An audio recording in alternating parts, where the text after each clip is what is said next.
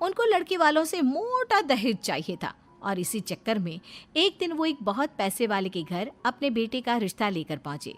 उस आदमी का नाम था ओम प्रकाश। देखिए किशोरी लाल जी, मेरी एक ही बेटी है और मेरी सारी संपत्ति जायदाद सब कुछ मेरी बेटी नैना का ही है। पापा, नाम से लगता है बहुत खूबसूरत होगी। कितना अच्छा नाम है ना, नैना। ओ, वैसे बात तो सही है आपकी। अब इतना पैसा है, ज़मीन जायदाद है, इकलौती बेटी, आप भी क्या करेंगे? सब कुछ उसे ही देंगे ना। बिल्कुल ठीक पहचाना आपने। बस बेटी की शादी और सारी जायदाद उसके नाम। पापा, बिना देखे हाँ कर दीजिए ना। इतना अच्छा रिश्ता फिर कहाँ मिलेगा? माला माल हो जाएंगे हम। मैं अपनी बेटी को बुलाता हूँ। अरे नहीं नहीं नहीं नहीं, आपकी बेटी का नाम नैना है, सुनकर ही लगता है बहुत सुंदर होगी। रहने दीजिए अंकल, मैं तो आपकी बेटी के नाम से ही इतना खुश हो गया हूँ कि उसे बिना देखे शादी करने को तैयार हूँ। अब तो मैं उसका चेहरा सीधे शादी के बाद ही देखूंगा। और इस तरह राघव नैना का चेहरा नहीं देखता और उससे शादी कर लेता है। शादी के बाद अपनी सुहाग रात पर जब राघव नैना का घूंघट उठाकर देखता है तो नैना की आंखें बंद थी। कितनी खूबसूरत हो तुम नैना, जरा अपनी आंखें खोलकर मेरी तरफ देखो तो सही। नहीं, मुझे शर्म आती है। अरे, मैंने तुम्हें शादी से पहले भी नहीं देखा और अब अगर तुम आंखें खोलकर मुझे देखोगी भी नहीं तो मुझे अच्छा कैसे लगेगा? इससे पहले कि नैना अपनी आंखें खोलकर राघव की तरफ देखती, अचानक से लाइट चली गई और राघव नैना को पूरी तरह से देख भी नहीं पाया। अगली सुबह नैना राघव के लिए नाश्ता बनाकर लेकर आई। अरे ये क्या, आधा पराठा सीका हुआ है और आधा बिल्कुल कच्चा। ये तुमने क्या किया नैना? बहू, तुमने क्या आधा पराठा तवे से नीचे लटका कर रखा था जो आधा सिका है और आधा कच्चा? मुझे जितना दिखेगा उतना ही तो सीखूंगी ना पापा जी। जहाँ जहाँ मुझे नजर आ रहा था वहाँ मैंने सीख लिया, जहाँ जहाँ नहीं दिखा वहाँ कच्चा रह गया होगा। इसका क्या मतलब है? ये कैसा मजाक कर रही है तुम? अरे बहू, तुमने इतना लंबा घूंघट क्यों लगाया हुआ है? देखो, हमारे घर में बहुओं को बेटी की तरह रखा जाता है और फिर तुम तो इतना सारा माल लेकर आई हो। देखो, ये घूंघट डालकर रखने की कोई ज़रूरत नहीं है। हाँ नैना, पापा जी ठीक कह रहे हैं, तुम तो आराम से रहो, अपना ही घर समझो। नैना अचानक से अपना घूंघट उठा लेती है। अरे ये क्या पापा, नैना की तो एक आंख फूटी हुई है। नाम से नैना, लेकिन ये तो कानी बहू निकली। मेरे साथ धोखा हुआ है, धोखा। बिना दिखाए अपनी कानी लड़की मेरे संग ब्याह दी। मुझे कानी बीवी नहीं चाहिए।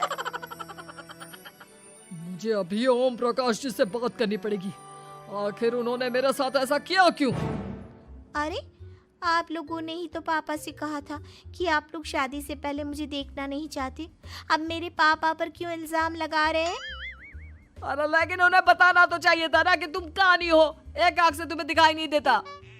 किशोरी लाल और राघव नाराज होकर ओम प्रकाश को अपने घर बुलाते हैं। पापा जी, ये आपने क्या किया? शादी से पहले बताया क्यों नहीं कि नैना की आंखों में परेशानी है? अरे, आप ही ने तो लड़की देखने से मना कर दिया था। और लेकिन आप बता तो सकते थे। आपको तो हमारी बेटी की प्रॉपर्टी चाहिए थी, वो भी पूरी की पूरी। अब क्या हुआ अगर उसे आधा दिखाई देता है? प्रॉपर्टी तो आपको पूरी मिल गई ना। अरे ये क्या बात हुई? मेरी शादी प्रॉपर्टी से नहीं, आपकी बेटी से हुई है। अब ये तो पहले सोचना चाहिए था। तब तो मेरी प्रॉपर्टी देखकर तुम्हारी जुबान लप लपा रही थी। लेकिन मैं कानी लड़की को अपनी बीवी बनाकर नहीं रख सकता। पापा, कुछ करिए ना आप। हाँ, करता हूँ। देखिए ओम प्रकाश जी, आप हमारे साथ ऐसा नहीं कर सकते। और तुम देखो, अगर तुमने मेरी बेटी से शादी तोड़ी ना, तो जो भी प्रॉपर्टी मैंने तुम्हें दी है वो तो पूरी की पूरी वापस ले ही लूंगा। और आधी प्रॉपर्टी तुम्हारी भी लूंगा। अरे मेरी आधी प्रॉपर्टी भला क्यों लेंगे आप?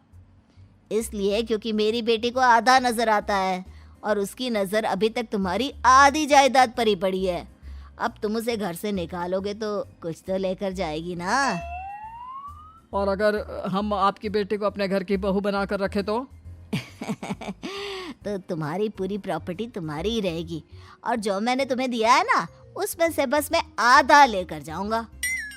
अरे लेकिन अब आप अपनी दी हुई प्रॉपर्टी में से आधी वापस क्यों लेकर जाएंगे? अगर मैं आपकी बेटी को अपनी पत्नी बनाकर रखने को तैयार हूं तो? इसलिए ताकि भविष्य में अगर तुम मेरी बेटी को धोखा दो तो उसके पास कुछ तो रहे जो पति का हो। वैसे मेरे पास तो बहुत कुछ है, लेकिन अपने पति की कोई निशानी तो उसके पास होनी चाहिए ना।